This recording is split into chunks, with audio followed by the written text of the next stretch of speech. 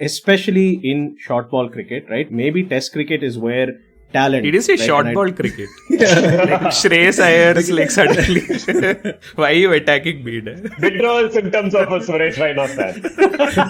that is a continuation of the Ganguly thing that you were saying. I know. It's a Freudian continuation of.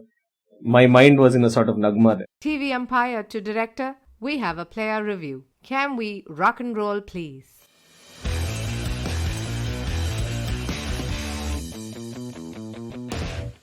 Hello and welcome to Bits and Pieces, the friendliest cricket podcast. This is episode 40, or as the generation that needs endless content would call it, 2020. The older generations would have called 40 2 score. And 2 scores are really all we need to create an episode of Bits and Pieces. Or as Chops would call it, keeping up with the Neville Kardashians.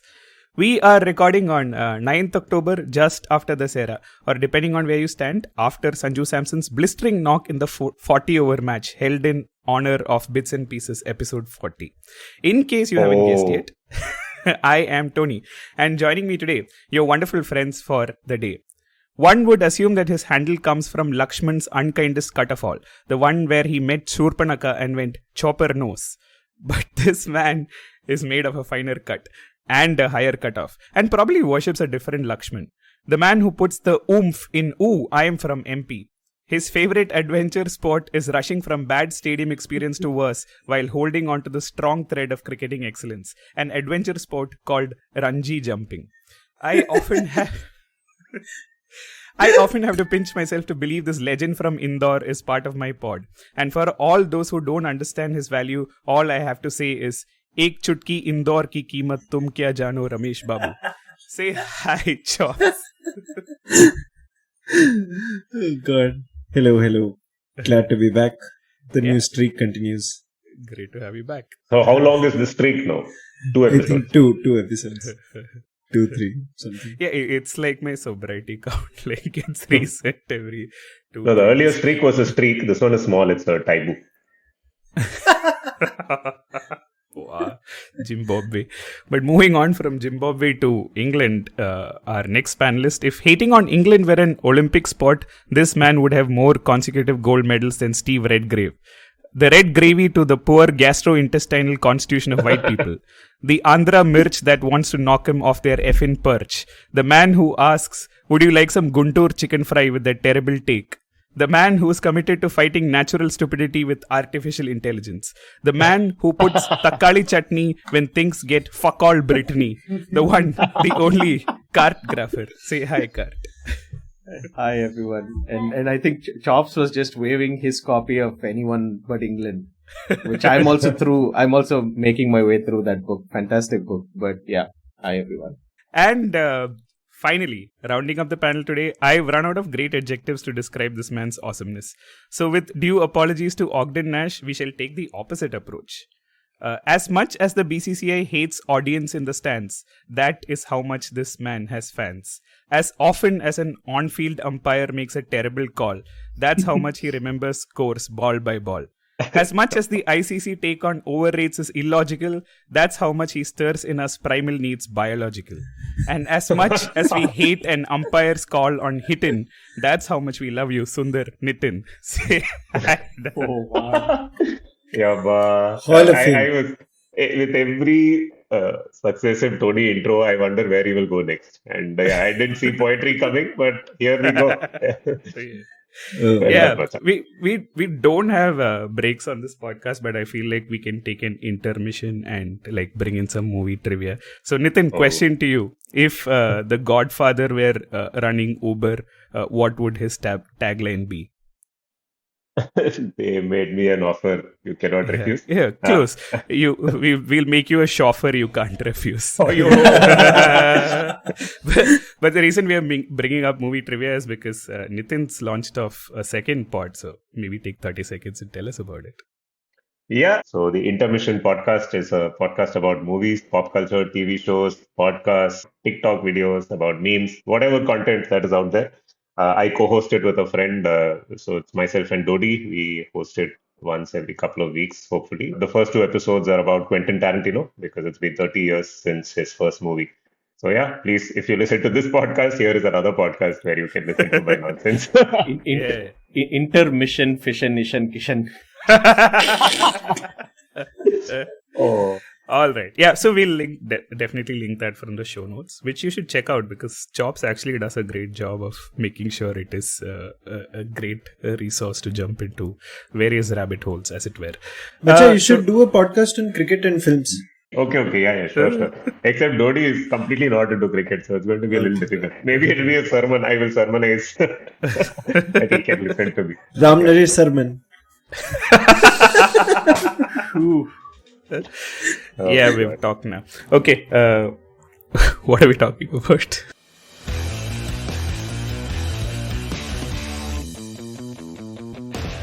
I don't know if we discussed this last time or like this happened last Sunday where KL Rahul was given the man of the match for absolutely no reason. Wait, against whom was this? South Africa. Okay. Oh, this is that slow 50 that he scored, is it? Yeah, I mean, there were like Surya Kumar Yadav and I think Kohli also had scored No. more than him. Was this the low-scoring game? Was this the low-scoring game where he scored on the ball 50? No, not that. I mean, something like that. But anyway, KL got the man of the match and he's like, why are you giving it to me? It should have been Surya Kumar. I remember this. He had done enough not to be trolled, like nothing was happening. Then suddenly, out of the blue, they gave him man of the match and poor fellow was in the spotlight. Yeah. These days, who is deciding who the man of the match is? This was apparently, according to Crazy Jones, it was Sunil Gavaskar. So, like, proper control. On what basis is he getting these jobs? Like, I mean, these are important things that your name goes into the Cricinfo scorecard for posterity if you're man of the match, right? Like, That's why it's important. That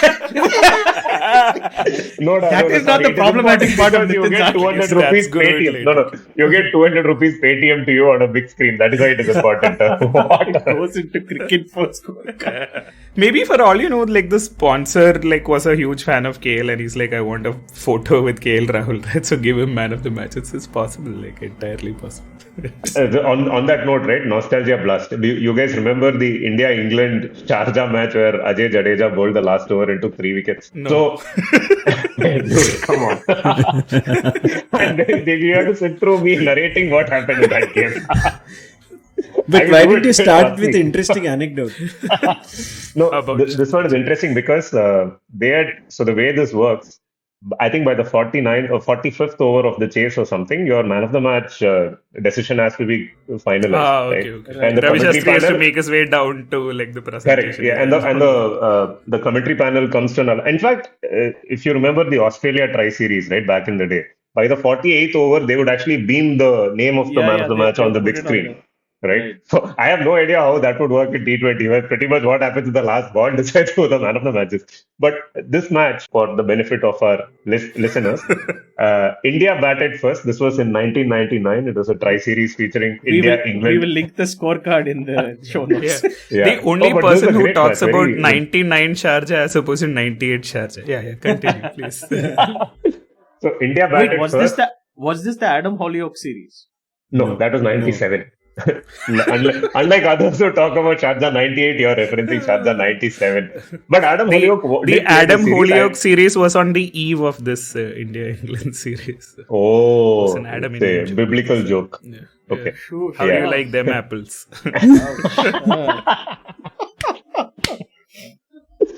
India batted first. Mohammad Azharuddin was the captain of the Indian team and he top scored. He scored 70 odd in this match. But he also copped a yorker, I think, from Darren Gough, which hit him on the toe, which injured him. And he could not take the field when in the chase. So Ajay Jadeja, who was the vice captain, stepped up one of the few times where he stepped up to captain India. It was a very tight chase. India scored around 220 and it was neck and neck going into the last 3 or 4 overs. It was also very for our young listeners, you need to clarify this is a 50 over match, not a T20. Like 220 was like a legit score back then. Yeah. 220 was a legit score, that's true. It was a depleted Indian attack. Javagal Srinath was on one of his very long breaks from cricket with a broken rotator cuff. Yeah. Workload management circa 1999. Itself is a depleted Indian attack. Yeah. So Venkatesh Prasad was the workhorse back in those days, and the Indian attack, and Anil Kumble was the fastest bowler in the team. Anyway, so going into the last 4 overs, you had 1 or 2 overs, I think, of Prasad Kumble left, and I think the anti-penultimate over, Jadeja, who had not bowled for 2 years, decided to bring himself on rather than bowl Kumble. He decided to save Kumble for the last over or something. And he ended up taking 3 wickets in 1 over, right? They had Was already he wearing decided... a munda? He showed up and asked Darren Gautam, this was Sharjah only, no? Some 10,000 people in the stadium would have responded anyway. They were all shouting, Sanju, Sanju. Blast from the future.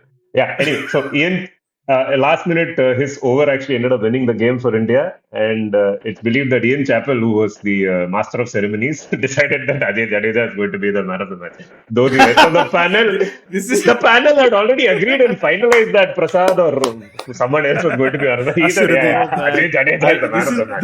This is the most on-brand Ian Chappell story I've ever heard. I love the man. It's just... Oh, we should link that over back. So it's damn funny because Jadeja himself was not a frequent bowler by this stage in his career. He was largely a batsman. And he had not bowled for like 2 years or something. And then he brought himself in this match, it was his only over. Yeah, it was the only 1033 were his figures, right? And Rahul Dravid, by the way, as usual, was the wicketkeeper because back then Dravid would emerge at all sorts of places. And Jadeja had this reputation of being very cool under pressure and all of that, right? So he's bowling a batsman, Neil Fabregas was the batsman, he's swinging and missing. The ball is literally rolling because he's such a slow bowler. Second bounce, like Dravid is lying down trying to stop the ball somehow. Jadeja is smiling and telling Dravid, cool. He's bowling overarm, underarms, basically. Like rolling it along. Yeah, cool. Anyway, that was the blast from the past. Why did we come here? Oh yeah, KL Rahul. Okay, now I remember. Unfortunately for me, the only takeaway from this is anytime anybody says Jadeja pre-2000, I can't look at it with the same eyes anymore. I'm like, he bowled only 1 over and got 3 wickets. Wow, what a coincidence. In Sharjah, like. In Sharjah, yeah. Exactly. Who was in the stadium? Unfair, brother. It says a lot about bilateral cricket these days that I can't remember this KL Rahul man of the match thing that you are talking about from last week, and I just gave you a 5-minute sermon on Sharjah 99. Nitin, I say this in the nicest possible way, but this whole anecdote says much more about you than it says about cricket nowadays. Let's just stop. Okay, let's move on.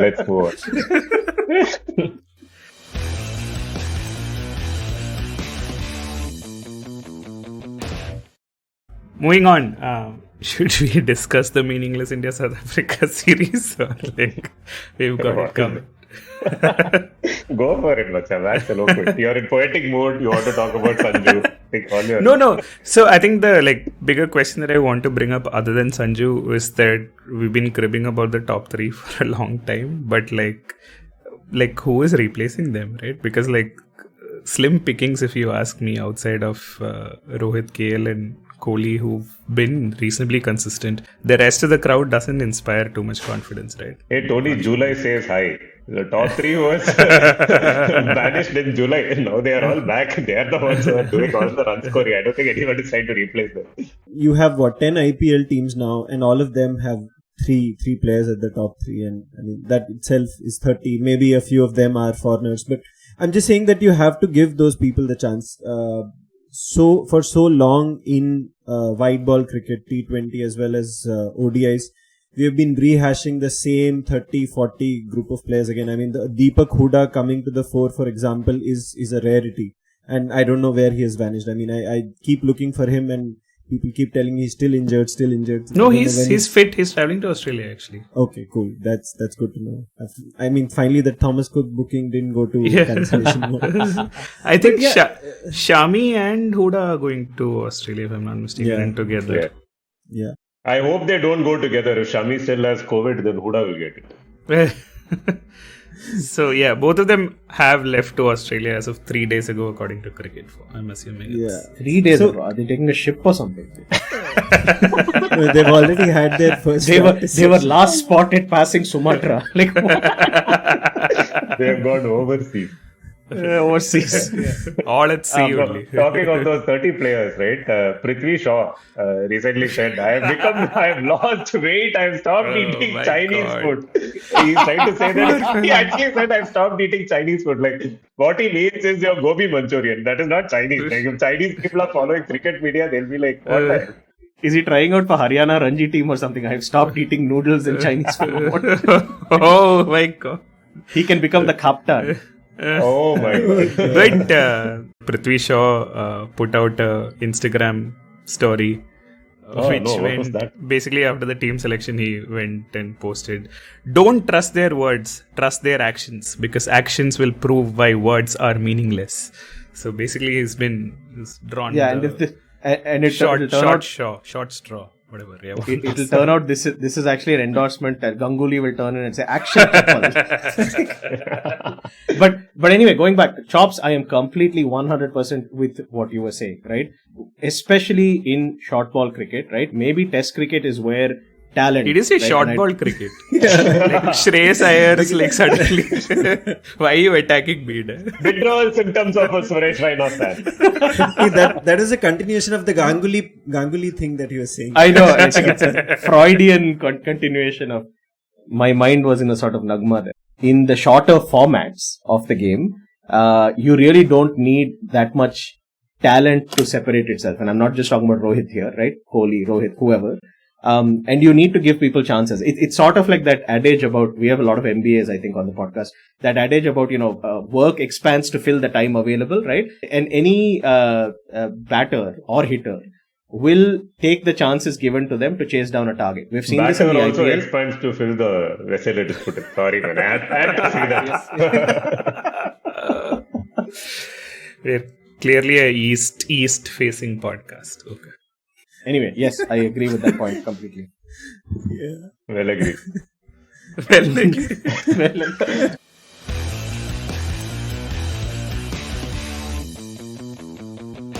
Since we spoke about Shami and whoever else was going on that flight. Huda. Who else? Deepak Huda, not Deepak Chahar, who is in Spain. Who Apparently. we have properly jinxed. The rain in Spain stays mainly in the plane to Australia. But, okay. Yeah. No, we should talk about Shimron Heymyer missing flights, guys. If you say so. Did you guys follow that story? Yeah, so actually, same. I followed it a bit too much and now I'm feeling bad for him. But okay, go ahead. Yeah. Somebody No, so- key in our listeners. Yeah. So the deal with Shimron Heymyer, I mean, this is like a rumor / fact floating around in West Indian cricket circles that basically Shimron's wife did not want him to go to the World Cup. No. Shimron Heymyer's wife wanted to accompany him to the World Cup. He wanted to be like, and the West Indies board was like, fuck off. So, yeah. Yeah. And But there is also some strife in that relationship because Correct. So she's like, you're not going if I'm not coming, basically. Which Yeah. is a fair enough ask, I suppose. and he was trying to negotiate a truce and go, and hence he was missing flights, etc. It's a sad. So he it's sad rescheduled for the West flight Indies. once because Yeah. like it is fight or flight, and he was doing both fight and flight, and he was trying to like manufacture at one end and say like, I'll be a good boy. What I'm guessing, So Yeah. probably like projecting at this point, I'll be a good boy, and like let me go. But apparently, like the West Indies board didn't allow the partners to travel, and then Shimron had to basically tell them that I can't make the flight because. yeah, I mean, so the part about partners not traveling for this tournament was something that was known to all players right from the beginning, and he was probably trying to sort of balance both ends of the spectrum in his life, cricket and personal life or whatever. But when you say But- all players, Shimron was trying hard to prove that he's not a player. Like, that's what he wanted to tell. Oh, ouch. Nice. There's also another school of thought, and which is that, I mean, there's nothing of that nature at all. It's just that Yeah.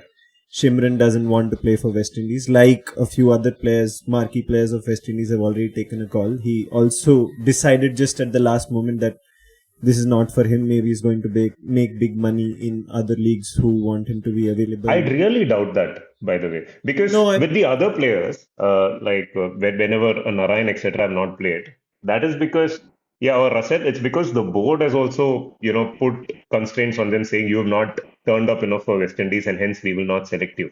It's not so much the players saying, hey, yeah, I'm in the World Cup squad and I don't want to go, right? For this World Cup, all of them had to confirm their availability, and like guys like Russell, Narayan, basically. This is sounding like a train ticket trip. Confirm availability. No, this is like our podcast panel. It would have been perfect if this was a train trip for Shimron Heymyer, because he could have ended it with Jaa Jile apni zindagi Shimron. I was waiting for that one to make its appearance. Well done. It was not a train joke. That's exactly why Phil Simmons said that I'm not going to open my arms and beg for these guys to come. So I mean, people have to learn to compartmentalize their. No, but help me understand, Chops. Sorry, I'm obviously not. I'm at ACS no on this one. There is no league cricket that's coinciding with the World Cup. The window, there is no availability issue. Like Andre Russell, I don't even know, by the way, if he's in the World Cup squad or not. But if he wanted to, so it's not like he can go and play Timbuktu Premier League where he's going to make a lot of money during the World Cup. So why is he not going? No, I mean, I don't know. I mean, it could be just the fact that at that age, if you have gone through a proper World Cup campaign, after that, when you go to whichever leagues you go to, whether, I mean, rest and recovery has been enough, etc., is going to be a question mark. Or he's doing workload management the other way. Yeah. I mean, it's also about, how much are you going to win with that team? One Russell or one Narayan is not really going to, change things. I mean, we are seeing Kyle Mayers, who's an absolute superstar, but I mean, one guy can't really cut it. Yeah, so, that era of West Indies cricket is well and truly over, I think. Yeah. And like to push the Kohli agenda, which I already featured a little further, right? Like, I think it's high time that we realize that cricketers are not just cricketers, they're also like people in relationships, like family is important, all of those things matter, right? It can't always be about you've got a short career, how do I maximize my earnings and stuff like that. So, I mean, Kohli took a paternity break, great, right? Like, Bumrah needs a time off or like he's injured. Also fine, right? Like during that Old Trafford test when it was cancelled, like we know for a fact that Bumrah and his wife were in Manchester United going through the guided tour of the stadium, right? Which is also fine. Like I think it's high time that we sort of acknowledge that they are people with like flesh and blood and real life and like not just machines. That's why a lot of this, especially this Bumrah stuff, just feels so insidious, because a lot of it is just fans of Indian cricket who have been bereft of an actual real fast bowler, trying to treat Bumrah as the, duck that lays the golden eggs or whatever, right? He doesn't want to be that duck. He wants to just be Bumrah, No, it's not even about fast bowlers. Like it's like just the entitled mentality of Indian fans to say that, you are like serving the country or whatever that bullshit is. Like, I mean, which is absolutely crap, right? Like Arshdeep got injured during this match. Like he never gets injured during the IPL. Yeah, why is Arshdeep getting injured? By the way, not just Indian fans, I should point out before our 3 listeners pack up and go away. This happened very famously with Simone Biles in the US and the Olympics recently also, right? Because remember where she got injured, and then there was a whole bunch of whining. Of course, that's a different thing, because obviously, a lot of people cannot stomach the fact that a successful black woman is, doing so well. There's so much racist whining and whinging in the US about, oh, if she knew, why did she go? She took up a spot that somebody else could have taken, blah, blah, blah. My God. But anyway, so it's not just Indian fans, but yes, I think the insidious part is the moment you connect it to something like national pride, that's when the whole thing just goes off the rails, right? And Yes. We are at yes. Okay. No, the team that I really enjoyed seeing the build-up of to this World Cup is Pakistan. Because it is impossible to, on 2 consecutive days, it is impossible to have the same opinion about different players in the Pakistan team, right? Mohammad Rizwan for me is the mascot of this World Cup, right? You go to Pakistan Twitter, one day they are lampooning him, they are lambasting him because he scored 43 or 38 balls and they have scored, their faces died like the Asia Cup final. The very next day, and they are playing literally every day now, right? Like suddenly they're playing Bangladesh, suddenly they're playing New Zealand, they're playing the Asia Cup. They played England like 28 times. On the next day, Sri Lanka also. Yeah, anyway. Yeah, that feels like an era back then. So the next day, he's man of the match. He's always scoring 70 or 48 balls when the rest of the team put together scores 45 runs, and they have great bowling attack. Shadab and Harris Roth and all these guys come and defend it. It is exactly the top three debate that was happening, with India some time back. Just that your Indian top three were collectively shit for a long time and now have collectively started clicking together. Mohammad Rizwan on the other hand is like Heisenberg. Hey, one day he's really good, one day he'll lose you the game, next day again man of the match. They have no idea what to do with that lineup, right? They don't have middle order. They tried Shadab as a middle order batsman and he came off well. Now they don't know what to do. I love Pakistan's build up to this World Cup.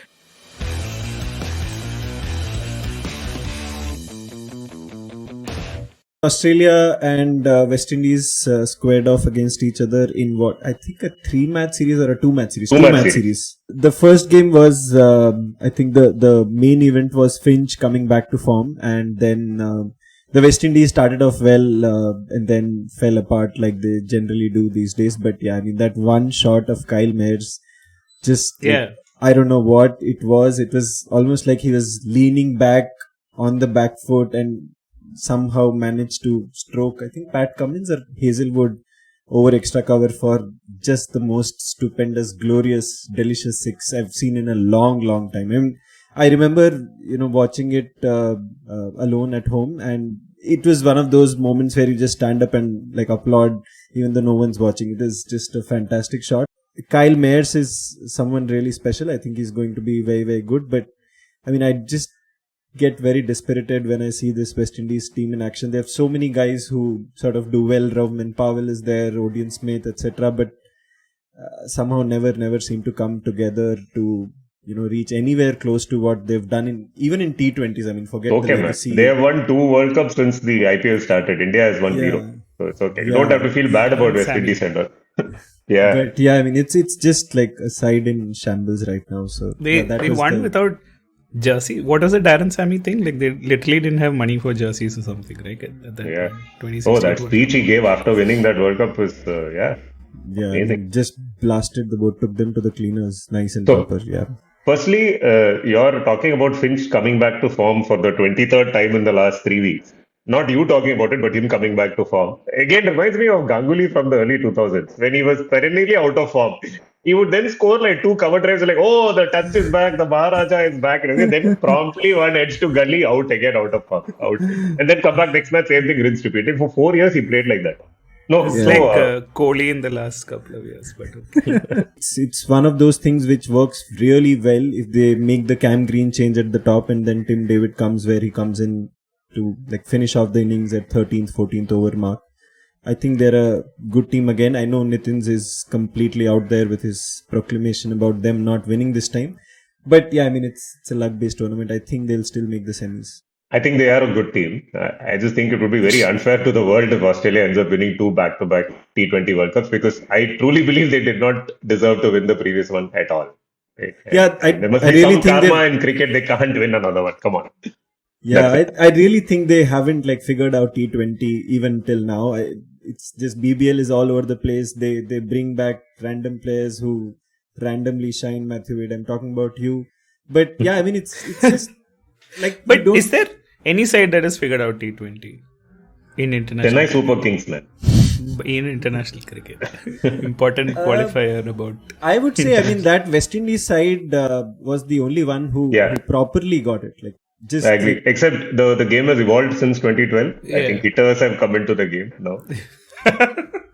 No, but that era of West Indies, they definitely cracked the format. They had everything. That's surprising. But like right now, there's no team. Actually, what you could say where T20 has reached now is basically they pioneered that format. Right? People saying 6s and 4s are what when you don't take singles, it doesn't make sense to risk or whatever. If you're just wasting time by playing the ball around. Every team is now playing in that way. They figured it back then. You just need to count the number of balls you can hit for 6, right? And I think Sanju Samson after the one-day game said, he boiled it down to the essence, right? Like you look at the wrong stats always in cricket and you say, oh, my required run rate is 13, 14, it's getting out of hand. No, you always break it down to how many 6s you hit. Wasim Akram. I spoke to Duckworth and Lewis in the net. But I mean, one team which is surprising in how badly or not badly but like kind of average performance they've put up in T20s over the years is England. because their ODI game just like went to another level in the past few years, but somehow they've never figured out. They won a World Cup. I don't know. I know.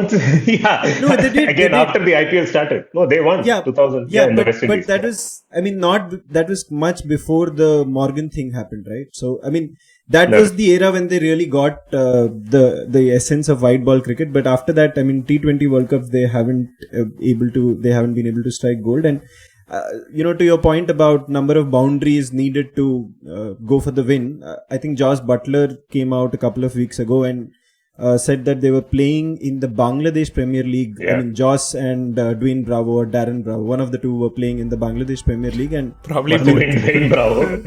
yeah, must have been the elder one. So they said, I mean, Bravo said to him that, in the midst of a difficult chase, he said, don't worry about, required run rate and all of that. Just think about the number of sixes and fours we need to hit, and that's going to be the chase for us. So, No, but that's the problem for English players, right? They can't think ahead of boundaries to be hit. They can only count back boundaries already hit.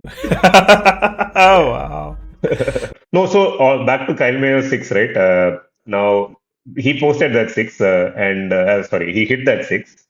Cricket Australia tweeted the video of him hitting that 6. Okay, and it's a beautiful shot. We will link that. Now, Gautam Gambhir, out of nowhere, decides to tweet. Okay, what he has done is he has downloaded that video which Cricket Australia posted, and he has re-uploaded it as if it's his own video. Okay, and so he's not embedded the original tweet. He's instead posted it as his own video, and he's tweeted saying, "You are not allowed to do this, Kyle Mayer." So he's basically appreciating the shot, which is fine. Now this tweet went viral. Okay, so first reply. Somebody has put a clip of Gautam Gambhir from the 2011 series in England where he was really bad, and there is one. Anderson, he nicks off to Anderson, and Jeffrey Boycott says you can't bat like that in England. So you're not allowed to do this. The reply, somebody puts that clip, can't bat like that in England. And Chops is like, that was me only. No, and then there is a guy who has replied saying, according to MCC law 19.7.1, he is allowed to do this. And he has put the explanation of what a 6 is. If the ball has not previously touched the fielder, it goes for 6. So basically, he got trolled, right? People then said, "Hey, why can't you give credit to the original poster and embed the video?" Somebody has posted a picture of, there's this famous picture of Dhoni hitting the final 6 in 2011. So someone has taken the pain to flip that picture. So Dhoni is suddenly a left-handed batsman. They have changed Dhoni's face into Gambhir's face. So you have Sangakkara behind, and you have Gambhir hitting a 6 down the ground of Kulasekaran to win the World Cup. Okay, and the text for this one is, "You are also not allowed to do this." That's fighting. So anyway, so that's not all the dose of Gautam Gambhir on social media, by the way. So I don't know if you guys have been keenly following the latest developments in his career. Let me call it out. So Lucknow Super Giants tweeted yesterday, announcement alert. We are super delighted to announce Mr. Gautam Gambhir as the global mentor of our Super Giant family. He's now a global mentor, guys. He has double skills. Right? It means he's handling their LinkedIn account, basically. That's what and along with this tweet is a picture of Gambhir and a quote from Gambhir. I'm going to try and read that quote in Gambhir's voice. Okay. In my ideology of a team sport, designations don't play much role. At best, they are there to facilitate a process to make a team win. As a global mentor of Super Giants, I look forward to add some responsibility. My intensity and passion to win have just got international wings. It will be a proud moment to see the Super Giants family leave a global footprint. I thank Global Super Giants family for showing that faith in me. Guess it's time for some more sleepless nights. That's it. What? What is the non sequitur at the end? Yeah, that's exactly what I was thinking. Like, it's like it's time for some more sleepless days. First of all, your Gautam Gambhir voice is uncannily similar to Deepak Chahar voice. Yeah, for a while there we were going, yes, who is this? Yes, who is this? What? Also, second of all, when you said updates about his job, I thought you were going to talk about the part where he's an MP. He's an actual sitting MP for the ruling party. None of that ever seems to... No, that is why he's already having sleepless nights. He's now going to have more sleepless nights because he has a global job also. Macha, now he'll keep COVID drugs from across the world in his office. Oh. Moderna joke. Okay. No, but Basically, also Gambhir is please note that he also mentioned that we have got international wings. So the Garuda theme is still continuing, by the way, with Lucknow Super Giants. It's not over. they are scaling up. They're double They scaling are up to double other scaling up. countries. Yes. Yeah. So that's from your Gautam Gambhir corner for this week.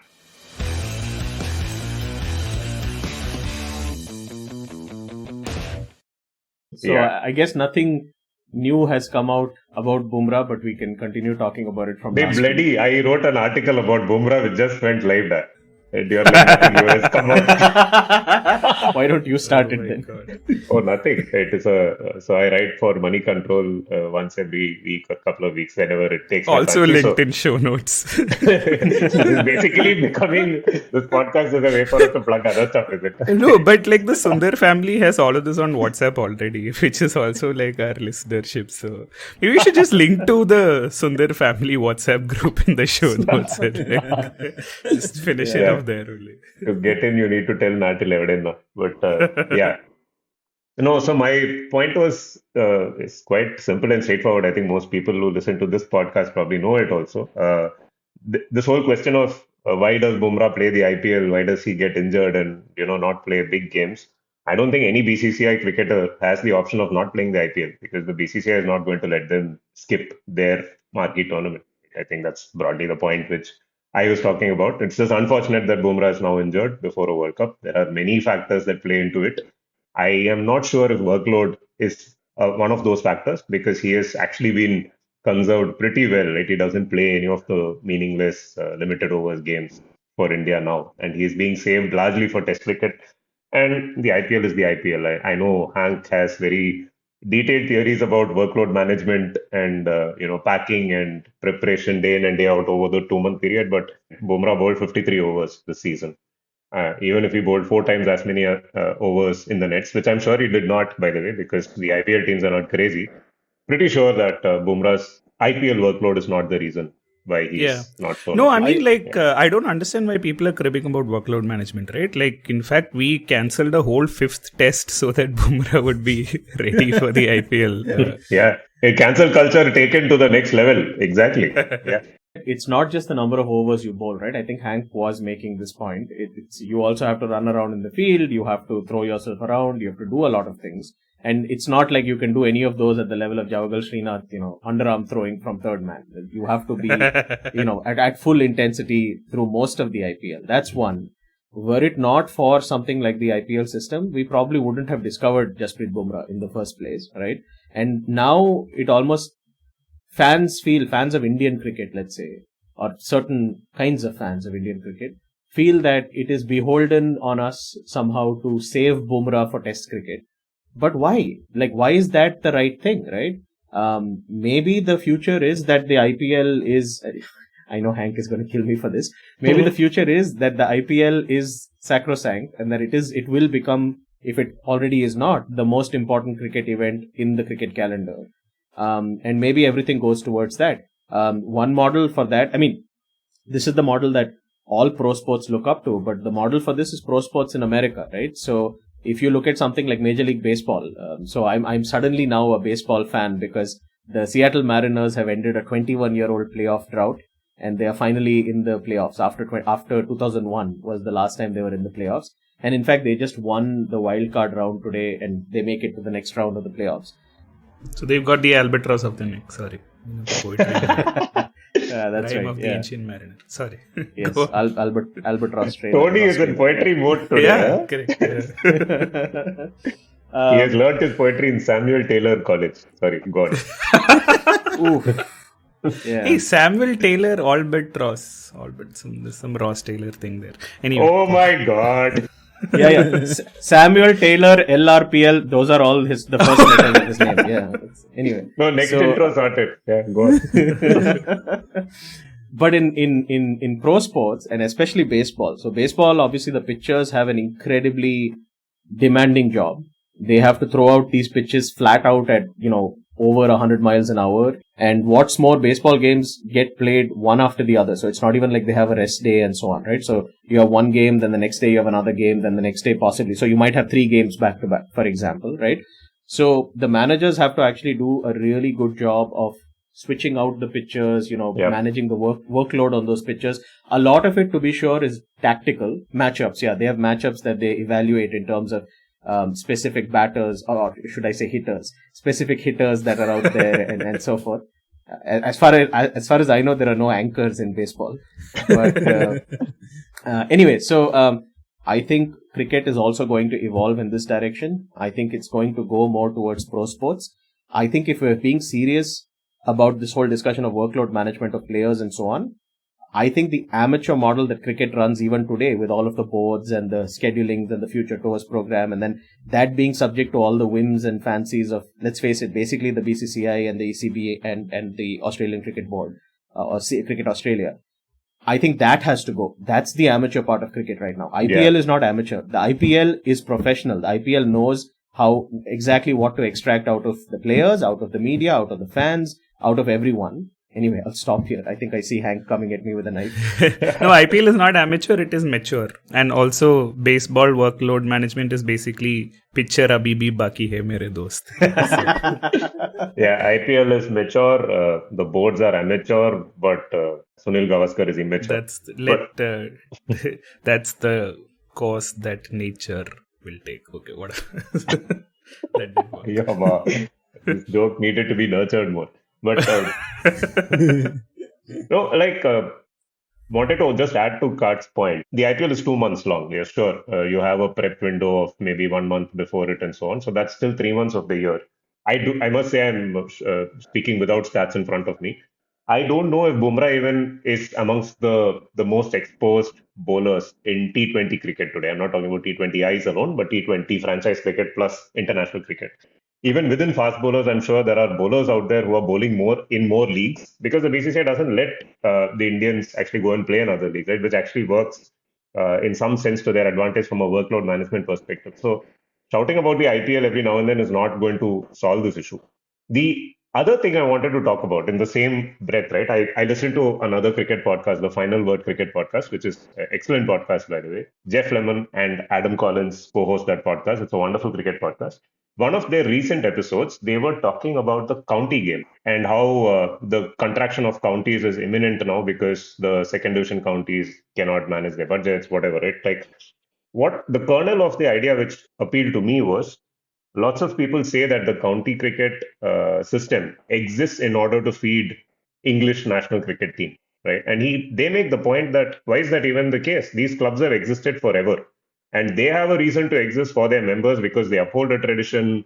There are people who care about county cricket. Might be a dwindling number, yes, but they care for it. And that's good enough, right? You don't have to, like a player who has gone through the system and is now playing for England, choosing not to play his county games. Yeah, sure, it suits that player very well.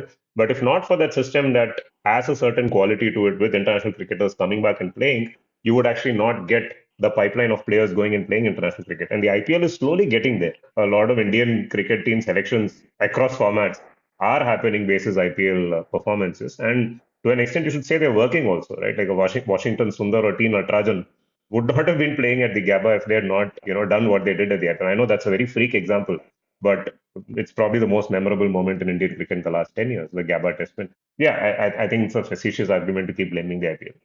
If anything, I would say stop these. Right now, we are in this phase where, every day there are T20 series that are happening. Right now, I think today there are 4 T20 games that are going to happen soon after this. That's where you need to clamp down. You need to ask what is going on with international cricket right now. Why do we have so many bilaterals? Especially ODIs. India and South Africa playing a ODI series right now, right? Like, what the hell? Day, please. Sorry, mandatory Sanju Samson shout out saying, please, for Shikhar and Sanju's. Yeah. I know I raised American pro sports, but I actually think the model is the soccer model. They need to go towards that, which is one marquee World Cup event, right? Every 4 years. Everyone prepares for that. You carve out the window for it and all of that.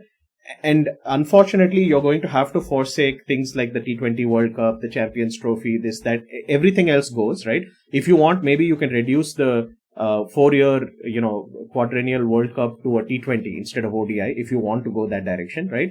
But everything else has to be club driven, more or less, right? Bring back the equivalent of the UEFA Champions Trophy, bring back the Champions League for T20s across leagues. let the leagues run and so on. I think if professional is what you want, that's really the only sustainable model that you can go towards for world cricket. And yes, unfortunately, all of the Shikhar Dhawan, Sanju Samson trophies will have to fall away by the wayside. Sorry, Tony. Yeah. I'm glad we don't mute our mics when other people are talking. But well, you can always cut out my track, right? But in fact, I don't even feel for Dhawan and Sanju and Shubman Gill, right? It's probably good for them because they're anyway not in Australia. No, in fact, for the South African team. They are some Temba Bavuma is the captain. Hello, your information, this last match, if they hadn't won, they wouldn't have automatically qualified for the next World Cup. So there is meaning to what is happening. India is doing tamasha on the stage. Sure. No, is this part of Super League? Yeah, it is. It is. I know. No, but actually, let me just. I have a point to make there, Nitin. I know you were being somewhat ironic, but I think that is exactly true. That tomorrow, if you go towards this model of carving out actual windows for all of the T20 tournaments, someone like Shikhar Dhawan might actually be in demand somewhere else.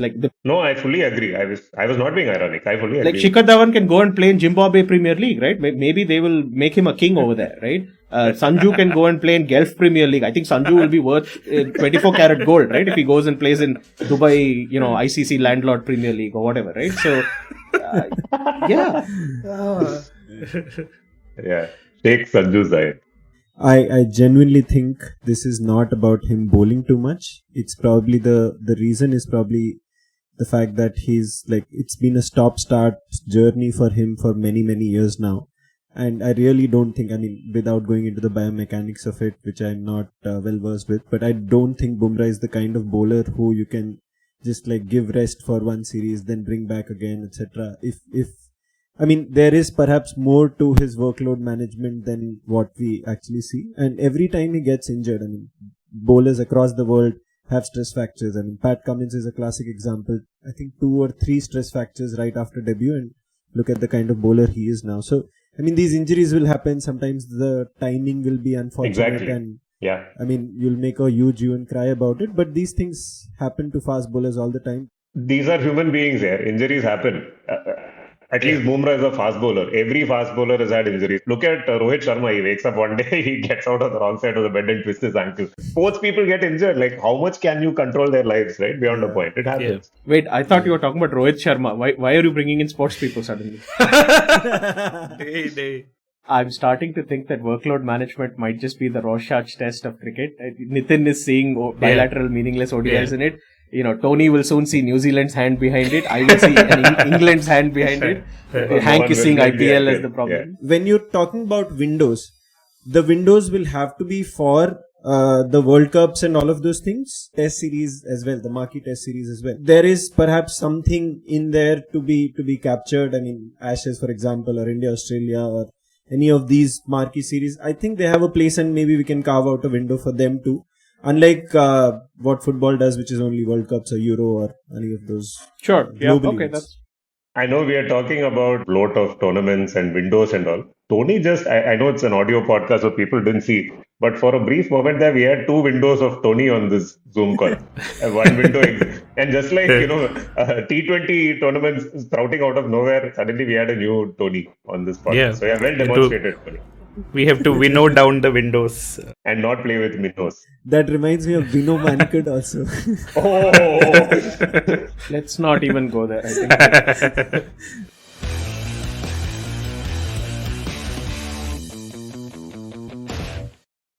As usual, we didn't talk about women's cricket. Yeah. India are close to the semi-finals now, right? They won yesterday against Bangladesh quite easily.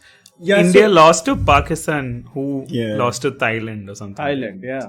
And Ramiz Raja is very happy. Right? He's you should give credit to a team that is able to beat India, which has a very... Yeah, and he deserves credit for 2 things. I think they've started a beautiful tournament for the juniors in Pakistan called the Pakistani Junior League, where a batsman by the name, which is going to probably give us nightmares in the future, Basit Ali, is making waves. And there is a 6'8" bowler, right arm bowler, fast bowler, who's also doing quite well. So, yeah, it's just like proper Pakistan, bringing Tell- out talents from nowhere. Tell me something. This junior is like Pakistan India definition of junior. Just asking. Just curious. The J in PJL is for jury is out there to check their ages and something. Yeah. And No, they've under also 19 started. there means you need to be under 19 feet tall when you are ready. They've also announced a women's tournament while Ganguly keeps talking of it and does Man, not walk the talk. Ganguly is going to be replaced by Yeah, Roger speaking Binney. of. Yeah. Roger Binney. What? Yeah. Roger Binney and Ganguly is probably going to take. But the is ICC post. it official? No. Like, has it been confirmed? No, it's not. But I mean, it's just the fact that it's probably the board politics in the way that Karnataka and one of those zones now need to come up, and so Roger Binney is coincidental to the whole thing. It's not like they've called out an all-time great and said that okay, you must take the responsibility. Why are you Rogering Binney? Let's face it, Jay Shah is the all-time great. I was going to say in this entire conversation between Ganguly and Roger Binney, only one of them is a World Cup winner. So let's just, Well played. Yeah. Also the highest wicket taker in that tournament. And a record, I think, javelin thrower in his school. So they've also announced a women's league. But yeah, about the India-Pakistan game at the Asia Cup, Ramesh Pawar, again a throwback sort of name, is our coach right now. And he blamed the tactic on everyone, but essentially he said that, listen, we are well on our way to making like the last stages of the tournament. And so we are going to, in a Bradmanesque move, invert our batting order after the openers or something. So Wow. we sent quite a few inexperienced players who never bat in that position up the order, and the move sort of bombed quite disastrously. Have to deal for with India. 21-4 type scenarios. Yes. Jammy sir, aap yahan. It is a throwback fired. Even in the press conference, it's all nice to do all of these things. Okay, where man. One match you lose to Pakistan. It's fine. Frankly, the Indian women's team has been doing really well. It's just that they've not won a final. They've been in so many finals in the last 4 years or something, which is not something you can say about the other Indian team. But it's Indian men's team also same. Which final did they make? WTC final, okay. IPL final they make. Both teams are always Indian teams. Yeah, but I don't see the point in it. Winning ultimately is like one of those things which is a habit, and so if you're winning, just like keep at it, man. Like, what is this brilliant, Sure, okay. absolutely stupid thing to do? But yeah, that is what happened in the India-Pakistan match. All right. I think it's time to call time on episode 40 of Bits and Pieces. Like always, leave us a 5-star rating. I think all 24 of you have done that. Now it's time to nudge your family, friends to do the same for us. But thank you so much for tuning in, listening and supporting us. And like we put a shout out last time, if you want to contribute to Bits and Pieces, whether it's in Bits and Pieces or by being on the show, for an episode or even longer, shout out to us, write to any of us, and we'll be happy to bring you on board. Until next time, this is Tony, Nitin, Abhishek, Chopra and Kart saying bye. Say bye, guys. Bye-bye, guys. Bye.